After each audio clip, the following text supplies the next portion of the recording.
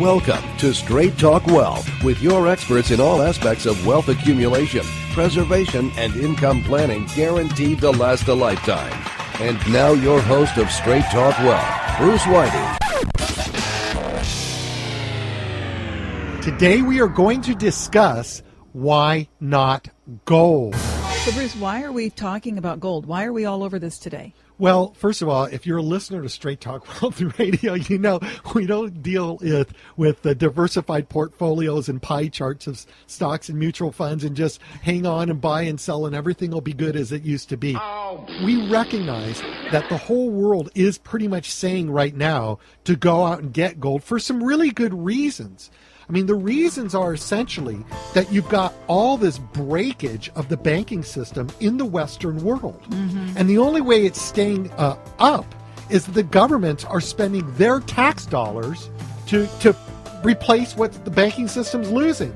So private debt is moving into government debt. Now, governments have to sell bonds, they have to replace that. I mean, a government can turn into the next stage of trouble. And we're seriously looking today, look at Greece, look at Spain. We're looking at the possibility of governments going broke. Right. And there's every chance that could happen in the United States.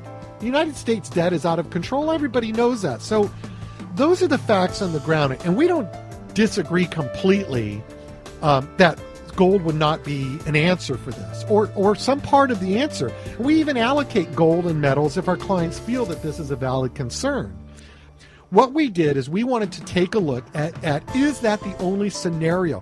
I agree that U.S. could default on its debt. So we had a talk this week with Harry S. Dent. Harry is always contrary. He's big on this on other scenarios. He's always been contrarian.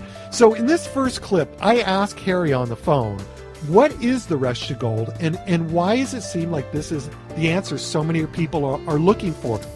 People just naturally think gold is the solution. It's a commodity and it's a monetary metal at the same time. It's a crisis metal. So if we have a crisis and the dollar collapses, then gold will keep going up in value. So that's the logic. It's very simple, and this is a logic that's been held for hundreds of years.